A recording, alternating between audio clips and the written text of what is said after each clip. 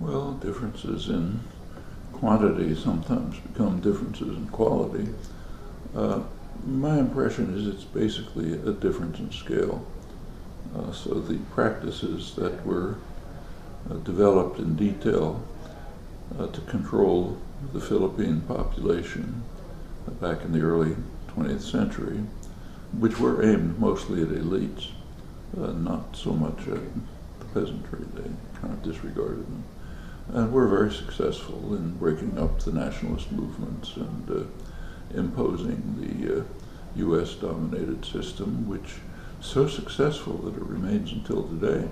As I think I mentioned, the Philippines are kind of an outlier in East and Southeast Asia, the one area that hasn't really developed and has not plenty of struggles, a lot of brutality. So, for example, after the Second World War, the U.S. backed a vicious counterinsurgency operation to crush peasant independent rebellions. But basically, the system has sustained itself, and it was applied at once at home. This was this is like 1910. By 1918, 1919, a few years later, pretty much the same systems were applied at home in what is, in fact, the most repressive period of American history, the Woodrow Wilson's Red Scare, which was quite vicious and had a long time impact. And then it continues. The FBI used the same techniques to try to, again, aimed mainly at the political elite, to try to ensure that senators, congressional representatives, others would not get out of line because they'd have a ton of information about them and they could use it to slander them, to libel them, to initiate stories and so on. By the 1960s and 70s, it was being directed against the entire population. That's the COINTELPRO operations, primarily under the Democratic administrations of the 60s and then Nixon when it was finally terminated by the courts, but very similar operations, but in this case directed against the Native American movements, the New Left, the Black nationalist movements, the women's movements, and it was pretty serious. It led as far as literal political assassination, forcing suicides, breaking up groups. That was a massive operation. It's pretty hard to think of, I mean, outside of, say, East Germany and so on, it's hard to think of a comparable operation in a Western society aimed at undermine a state. And it's the national political police, that's what the FBI is, under executive orders, trying to break up and disrupt popular activism, which was quite a significant force in the 60s and early 70s, and had substantial success. This now takes it up on a broader scale. But this is the kind of thing you'd expect a system of power to do. The more information they have about people, the better able they are, at least think they are, to control and monitor and undermine them if necessary. So that's also you think power can exist? So there is this idea that information is power, and your activism is very linked to this idea that you have to empower people by providing them accurate information on the world and in the different structures of power. Do you think that do you think that secret is necessary to form a power? Do you think that secrecy is valuable? Actually, the United States is an unusually open society. Mm-hmm. We have more access to internal planning records in the United States than any country that I know of. It's by no means perfect, but it's substantial. And when you read through these masses of internal documents, secret documents, as I've done in many cases, one thing is quite striking. Very little has any meaningful relation to any real security issue. Most of it is defending the state against the population. They don't want people to know what they're doing, so it's secret. But there's very little in the secret record that would have been of value, let's say, to the Russians or the Chinese or whoever, the Cubans, whoever they thought they were fighting. They usually knew it perfectly well just from what was happening on the ground. But it does maintain secrecy from the population. And the tacit assumption is, sometimes overt, that people shouldn't know these things. There is, after all, it's worth remembering, a leading theme of liberal, progressive, democratic theory, which says that people should not know. You find that expressed overtly often in some of the leading figures. So the leading public intellectual of the 20th century in the United States, Walter Lippmann, who was a very distinguished figure. He was a progressive Wilson, Roosevelt, Kennedy-style progressive leading commentator on public affairs. He was also the author of what are called essays in democratic and progressive democratic theory. And when you read them, what he says is, I'll quote, he says, "The public are ignorant and meddlesome outsiders. They have to be put in their place. Decisions have to be made by the responsible men, people like us. The people who write this are always among the responsible men. We, the responsible men, have to be protected from the trampling and the roar of the bewildered herd, the ignorant and meddlesome outsiders." The job of what he called manufacturing consent, I borrowed his term for a book, but it's his. The job of manufacturing consent is to ensure that the public is marginalized, put in their place, in his phrase. They can be spectators, but not participants. They do have a role in a political system. Every couple of years, they're allowed to lend their weight to one or another of the responsible men, and then they should go home and keep quiet. And this is quite common. I mean, the founder of modern political science, Harold Lasswell, one of the leading figures, also a kind of a progressive, by U.S. standards, a leftist progressive. He said we should not be misled by democratic dogmatisms about people being the best judges of their own interests. They're not. They're too stupid, they're too ignorant. It would be unfair to allow them to make decisions, kind of like letting a 3-year-old run into the street. They're not capable. So for their own benefit, we should control them, limit what they do, keep them to the status of observers, spectators of what happens in the political arena. And this is pretty much the way things work. So if you look at academic political science in the United States, one of the major topics that it studies, and studies very well, is the relation between public attitudes and public policy. It's a straightforward inquiry. Public policy, you see it. Public attitudes are available from extensive polling. Polling isn't perfect, but it's pretty good and pretty reliable, and often polls are done quite sensibly. And there's a massive information about public attitudes and public policy, and there are results in the major, kind of gold standard works of political science. Basic result is that about 70% of the population, lower 70% on the income scale, is literally disenfranchised. Their attitudes have absolutely no effect on policy. Their representatives pay no attention to them, literally. So whatever they think is disregarded. As you move up the scale, you start getting a little more influence, that is, more relation between attitudes and policy. And when you get to the very top, which is a fraction of 1%, they're basically making policy. And so they get what they want. This little fuzziness around the edges, but that's the basic picture. Just recently there was a study released by Princeton University, which got a little publicity. Two leading political scientists who've worked on these things for years investigated, I think, about 1,700 major public policy decisions to investigate who had influence. Same result.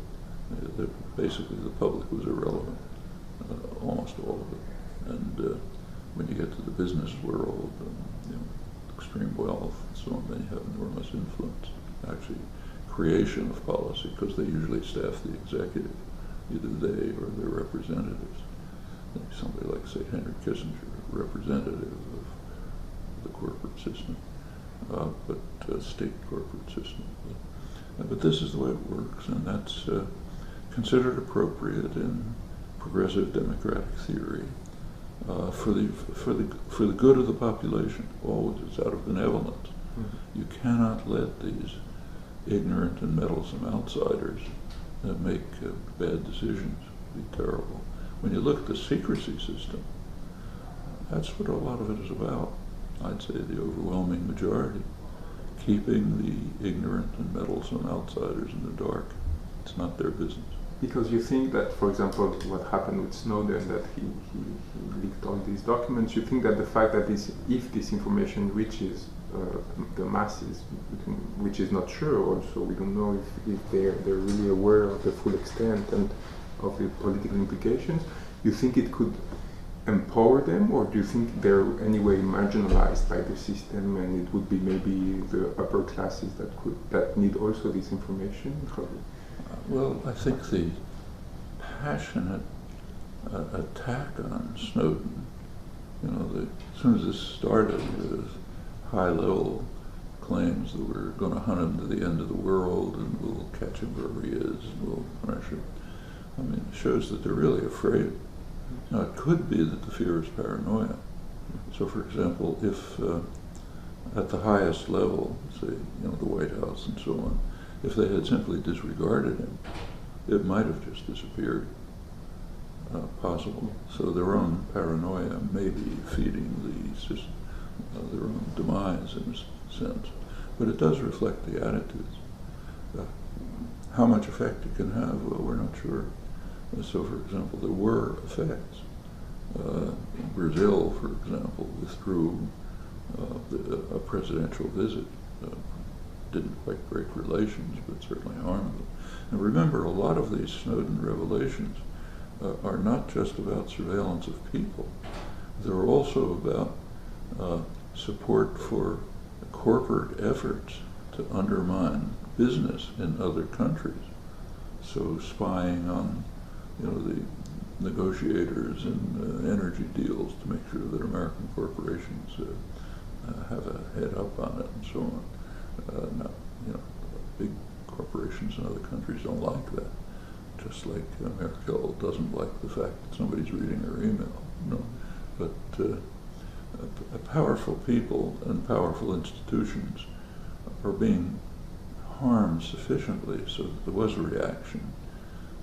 Congress did start to get concerned when it turned out that the Senate committees responsible for this were being spied on. I should say there's absolutely nothing new about this. So, for example, you go back to the foundation of the United Nations. There was a conference in San Francisco, I think it was 1947, which established the United Nations. Well, it turned out pretty soon that they discovered that the FBI had been bugging the offices of the foreign delegations so that American negotiators could have a step up on trying to get what they wanted. It's a huge fuss made when the Russians do this to the American embassy, of course, but it's done all the time. At this geopolitical scale, I had a question, coming back to what you said about Philippines and the fact that the strategy put in place by the US has still effects more than 100 years later. How can we explain that Latin America has been one of the strongest, has had one of the strongest reactions to all these mass surveillance, whereas we know that the U.S. has always has a very Actually, it's a very significant phenomenon, really historic significance. For 500 years, Latin America had been pretty much in the hands of foreign powers, and elite, mostly white elites, tiny elites inside Latin America who accumulated enormous wealth and huge, horrendous poverty in basically rich societies, and always with under the hands of the imperial powers. For a long time it was England, and last century or so it's the United States. Latin America was so taken for granted in U.S. planning that they really hardly even had plans for it. So there were some. So for example, in 1945, when the U.S. was beginning the organization of the world at the end of the Second World War, the U.S. did call a hemispheric conference in Mexico, and the Latin American states came, and the United States imposed, at that point the U.S. could actually impose what it wanted, imposed what was called an economic charter for the Americas, which banned economic nationalism in all its forms. The Latin American countries had to follow, had to be completely open societies, which of course in fact meant open to U.S. penetration and control. It wasn't reciprocal. And incidentally, the U.S. itself did not accept these principles.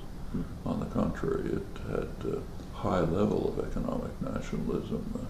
That's why you have your computer and you're using the internet and so on, all largely state sector actions. And this was, they were concerned at the time with what the State Department called the new nationalism in Latin America, which is driven by the idea that the people of the country ought to be the beneficiaries of their resources. Now we have to smash this down. No new nationalism. That's foreign investors who are the beneficiaries, not the people of the country. It was pretty explicit. And at that point you could just legislate it, and they did what they were told. And so it continued, and not without violence. So for example, in the post-Stalin period, violence and repression in the U.S. dependencies in Latin America was much worse than Eastern Europe, much worse.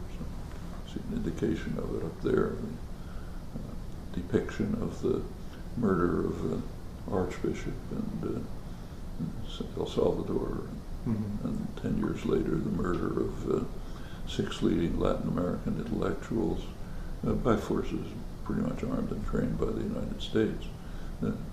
East Europe was bad enough, but things like that didn't happen. And there were vicious neo-Nazi dictatorships installed and massive torture and so on. That was Latin America until about 10 or 15 years ago. And since then there's been a sharp turn. Partly it was the effect of the neoliberal policies of the 1980s and 90s. Latin America followed the rules, and it was smashed. The rules are very destructive. Countries that didn't follow the rules, like South Korea and Taiwan and so on, they did fine. But Latin America observed them, and it was a very harsh couple of decades, and there was a reaction. There was also finally a reaction to the U.S.-backed or sometimes U.S.-imposed dictatorships. And for a variety of reasons in the last roughly decade, 20 years maybe, Latin America has for the first time in its history moved towards, first of all, integration, some degree of integration of the countries. They were very separate from one another, and a degree of independence. And it's pretty remarkable. What you described here in the NSA is one example, but there are many others. One of the most striking examples had to do with the CIA torture programs. The worst torture programs, by far, were what was called extraordinary rendition. That's a program where you take somebody you're interested in, you suspect him or you think he has information, you send him to your favorite dictatorship, Assad in Syria, and Mubarak in Egypt, Gaddafi in Libya, and make sure that he's tortured sufficiently so that he comes out with something. And then, you know, maybe have some information, maybe not. There was a study recently, about a year ago, of the countries that participated in extraordinary rendition. Most of Europe, England, Sweden, all participated, probably Italy, I don't remember. The Middle East, of course, because that's where you sent them to be tortured, and most of the rest of the world. One exception, no participation from Latin America, which is doubly significant. First of all, because Latin America used to be the backyard, they did what they were told. Secondly, because during the period of U.S. control, Latin America was one of the world's centers of torture. Now they refuse to participate in U.S.-run torture. It's pretty significant. Even Colombia? Even Colombia. You take a look at there are now hemispheric conferences. Used to be the U.S. gave the orders and everybody followed them. The latest ones, the U.S. and Canada are isolated. It's Latin America against the U.S. and Canada. And there's already organizations formed, CELAC, which exclude North America, just the Latin American, Caribbean countries. That's a remarkable change. And the U.S. has simply lost control of the region. And it's interesting for a European, because on the contrary, I mean, it's maybe a perception that we see Europe on like down every time getting more. Europe is becoming Latin Americanized. It's very. It was pretty dramatic with the case of the Morales Plain. This is Bolivia, poorest country in the hemisphere outside of Haiti, a country with indigenous majority. The president went to Russia, talked to Snowden, flew back. The European countries are so terrified of the United States that they wouldn't let them cross their airspace. They're cowering in terror, the Europeans, because the master might be angry at them. Meanwhile, Latin America, the poorest country in South America, is defying the United States. It's pretty remarkable. It's very troubling also. It should tell Europeans something about their cowardice. Especially since we come from, I mean, there was a period, and during because you can understand that in the Cold War, there could be like a legitimizing, I mean, could legitimize the influence of the US, but it's, for example, in France, it's especially since the end of the Cold War that there's been this alignment, like they enter NATO without, and it's difficult to understand what happened actually, what was the treatment. First of all, during the Cold War, remember that part of the reason for NATO, significant part, was to keep Europe under control. As long as you had NATO, Europe's dependent on the United States. And efforts to move in an independent direction, which did exist. De Gaulle, Willy Brandt's Ostpolitik, others, were very much feared in the United States. There was fear of what was called a third force. Russia, the United States, and Europe had become a third independent force, which it could have. Europe's population is bigger than the United States, and advanced industrial societies, in many ways more advanced than the United States. If Europe wanted to, it could become an independent force, and the U.S. didn't want that. And that's, I think, a large part of the reason why NATO remains and is even expanding, though there's no Russian threat. They can try to concoct one, but it's ludicrous. It's partly to just keep Europe under control. So yes, there was, pressure to. You could imagine the effectiveness of propaganda about legitimizing U.S. influence, but if you look into it, it's pretty shaky. What's happened since? I'm going to say take France. France is quite interesting. Until the 1970s, the French intellectuals were the last Stalinists in the world. Fanatic Stalinists and Maoists. I mean, nobody in the world in the West believed any of this, but they were still mouthing all the slogans. I remember giving talks in France. I couldn't believe what I was hearing, talking to the leading French intellectuals about the genius Mao and so on and so forth. In the mid-70s, this radically changed. As far as I can tell, it changed. The event that changed it was probably Solzhenitsyn's Gulag. That was translated into French. Everybody read it. And since the French intellectuals have to be in the lead in the world, because after all it's France, they suddenly presented themselves as the first people in the world who understood the evils of Stalinism.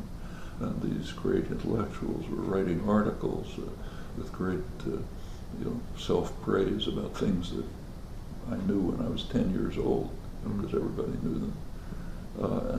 But there were obviously factors behind it, but there was a shift among the intellectual classes from a weird form of Stalinism, Third Worldism, Maoism, and so on. Not everyone, of course, but a substantial part, to becoming the most reactionary sector of the Western intellectuals, and of course praising themselves for their magnificence and discovering what everybody always knew. In fact, it's kind of comical when you look at the predictions, and it continues like that. It's a very strange. There's this kind of a strain of hysteria in the culture, which is interesting to investigate. I think a lot of the postmodern, sometimes say excesses, grow out of that.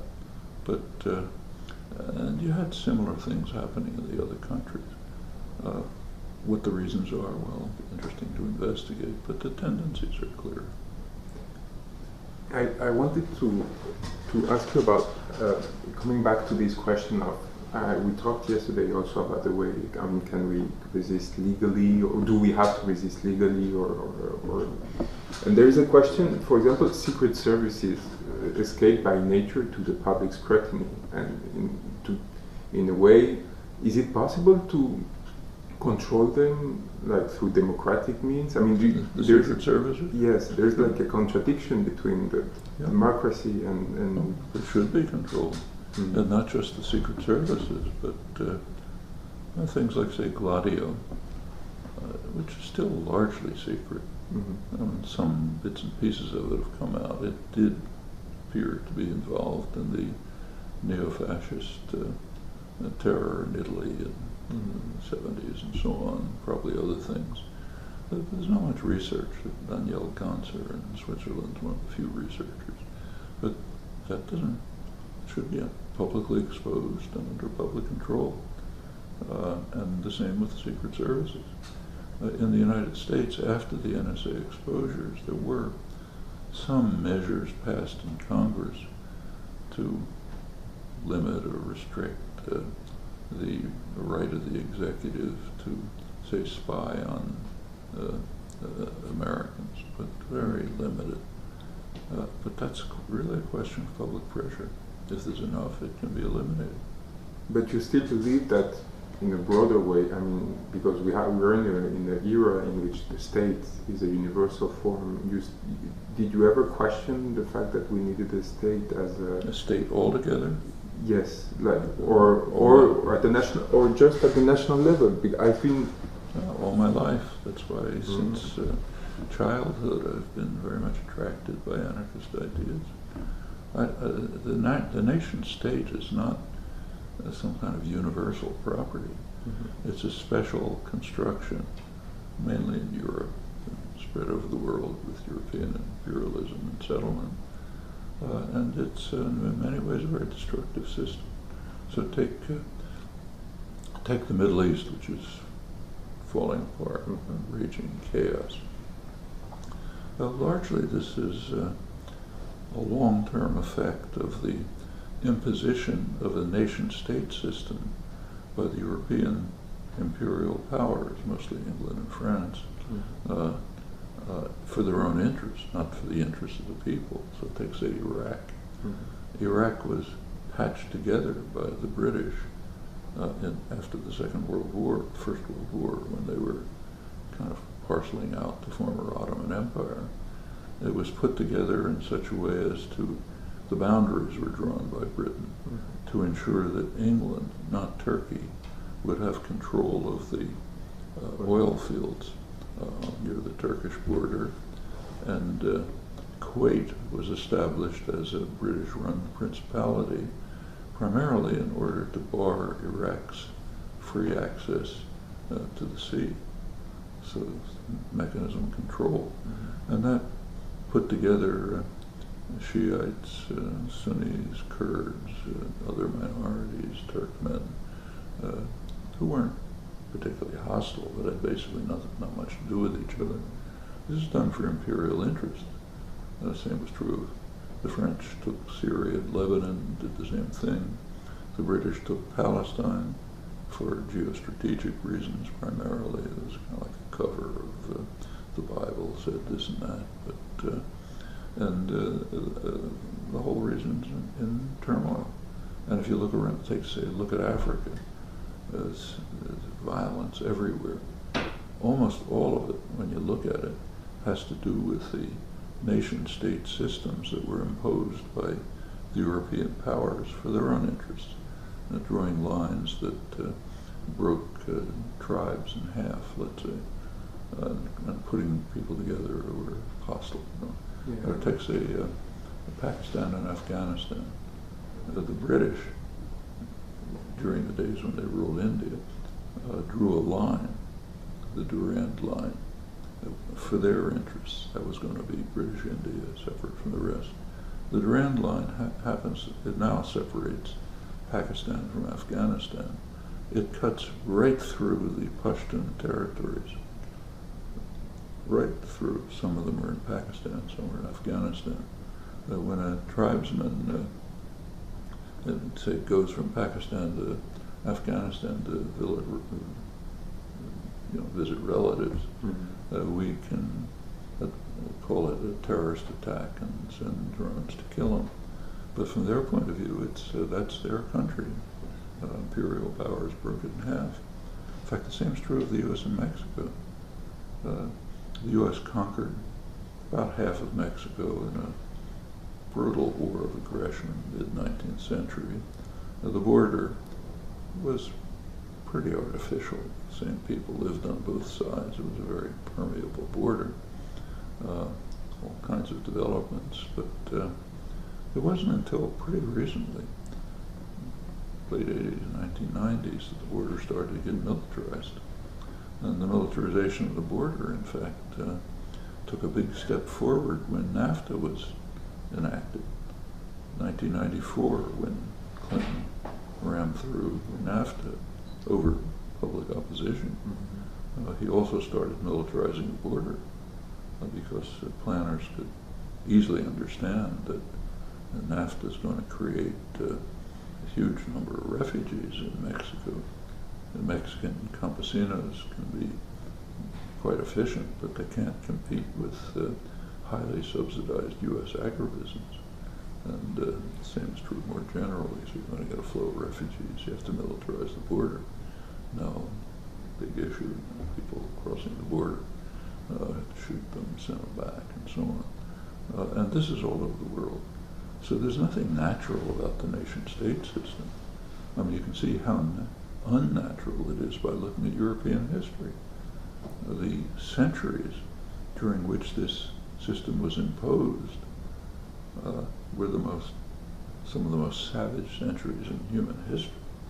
I mean, the 30 Years' War, and maybe a third of the population of Germany was slaughtered. This is all part of imposing nation-state systems. And finally, in 1945, the Europeans did recognize that the next time they play their favorite game of slaughtering each other, it's going to be the end. So Europe did finally move towards some kind of integration, which began to somewhat erode the nation-state borders, which are generally pretty artificial. And I think it's a positive direction, should take place elsewhere in the world. But at the same time, it creates an even more important distance between the people who are supposed, because your thoughts are always about this relationship of power between established power and society. And for example, we can see in Europe how the distancing between both has created even more difficulties to grasp politics for the society. Because other developments are taking place. Mm-hmm. Like one of the things that's happening in the more integrated Europe is a very sharp attack on popular democracy. Mm-hmm. Decisions are being made in Brussels by the bureaucrats and the Bundesbank, and are imposed on the countries. When Monti was elected in Italy, the population had almost nothing to do with him. It came from Brussels. When the Greek Prime Minister, Papandreou, had the effrontery to suggest that you might ask the population, do they want the policies? There was fury all over Europe. How dare you ask the population? This is decided by the responsible men in Brussels. And even the Wall Street Journal had an article pointing out that no matter what political party took power in Europe, right to left, they always followed the same policy, because they're not coming from the country. So that's another tendency. Things don't happen just mechanically. There's a lot of things going on.